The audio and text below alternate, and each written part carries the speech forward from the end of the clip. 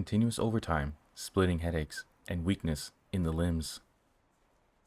Even though I'm about to lose the strength to stand, I still have to get up early as usual to squeeze into the subway car that seems to be perpetually full, working my life away for the capitalists.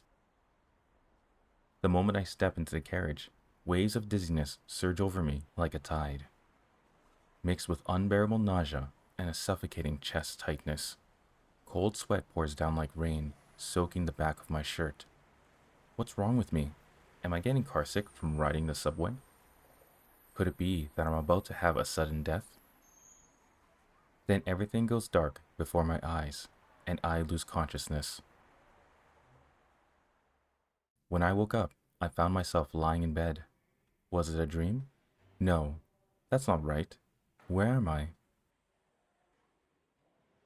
I looked around and realized it was a hospital bed. I breathed a sigh of relief. At least it's not the ICU, which I couldn't afford.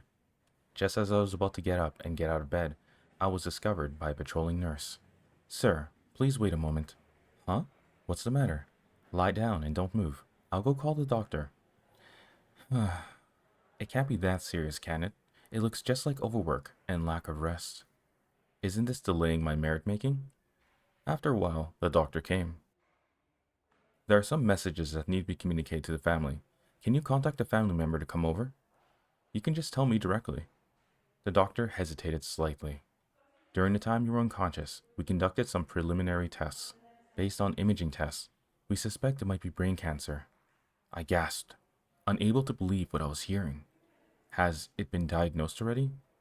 Medically, a cancer diagnosis requires a pathological analysis. What does taking pathology mean? Simply put, it means taking diseased tissue from the patient's body for examination. For brain lesions, due to their specificity, a biopsy is usually not necessary. But judging from your test results, the development to this stage has ruled out the possibility of misdiagnosis. So, it's already in the late stages, right? The doctor nodded, without saying a word. Then, is there any need for treatment? We can only try our best to alleviate your pain. How much longer can I live at most? The doctor pondered for a moment. Judging from the current test results and clinical experience, possibly less than half a year. In this season when it should be snowing, it is now pouring rain. The rain is so heavy that it's impossible to tell what time it is. Without an umbrella, I walk alone in the rain, my mind a complete blank. In half a year, what else can I do? Should I give her a call? I've had a crush on her for a long time, and perhaps there won't ever be another chance to tell her. Don't expect any response from her. I just want to convey my feelings.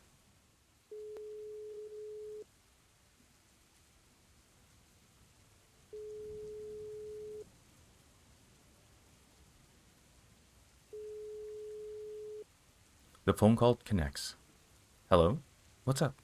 "There's something I've always wanted to tell you. Actually, I've liked you for a long time." "Are you sick?"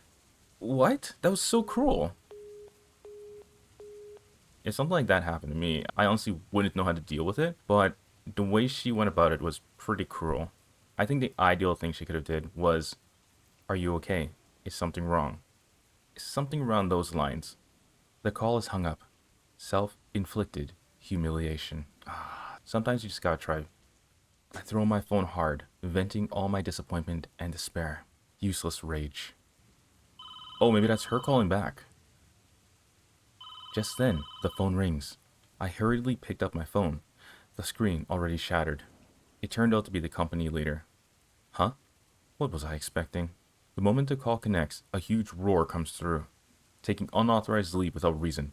Do you even want to keep your job? You son of a bitch." A man's words are kind when death is near. Indeed, this sentence contains my greatest kindness. No need to keep playing the sycophant anymore. Taking unauthorized leave? Whatever. It doesn't matter. If it weren't for the sake of money, I really wouldn't want to have anything to do with this person. But now, what meaning does money have for me? To hell with middle-aged unemployment. To hell with delayed retirement. They're all irrelevant to me now. I hang up the phone, not wanting to hear this person's screams anymore. There was once a colleague who collapsed at his desk after consecutive high-intensity overtime and died 3 days after being sent to the ICU due to unsuccessful resuscitation. Since it exceeded the time limit for work-related injury identification, the company didn't take any responsibility. Forget it. Let's just leave it at that. Added to the blacklist. I walked alone, the scenery around me gradually blurring, leaving only me. I don't know where to go, only feeling that the road ahead is getting more and more blurred, more and more distant. So he's clearly going through a really rough time. I can only imagine what he's going through, and when you imagine the pain someone's going through, you need to take into context that you're not going through the same pain, so you can only imagine it. The pain they must be feeling must be much, much harsher than whatever you can imagine. I can't remember how long I walked, but finally, I'm home. Perhaps it shouldn't be called home. It's just a rented, dilapidated apartment. My body has been nearly numbed by the torrential rain. Even my blood is about to congeal in my veins. I rush to the bathroom, ready to take a hot shower. What's going on? I just turned on the tap, and before the hot water could come out, the room fell into darkness. Is there a power outage? Or did the fuse blow? Feeling around, I wrap myself in a towel and walk to the window to look outside. Only the lights from the cars on the road are visible. There's no doubt it's a widespread power outage, probably caused by heavy rain. I tried to use my phone for light. However, no matter how I press it, the phone doesn't respond at all. Is it out of battery, drenched by the rain, or was it damaged when I threw it? The only light that penetrates the room is the occasional flash of lightning outside the window. Now I can't even eat. With no power or water, I can't cook. And with my phone broken, I can't order takeout. Even if I wanted to go out to eat, I wouldn't be able to pay. And besides, would any businesses be open during such a widespread outage? China has phased out cash. Not having a mobile phone means you can't make payments. At this moment, other than lying in bed asleep, I have nothing else to do. This is truly the worst day of my life. No, perhaps from today on, each day will be worse than the last.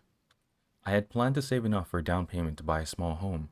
Not too big, just something with the feeling of a home. Now, I could directly buy a plot of land for myself as a grave. But what use is a grave for someone like me? A grave is just a coordinate for descendants to reminisce a symbolic existence. Even if I bought a grave and was buried, it would be waiting for the decades until the property rights expire before scattering my ashes.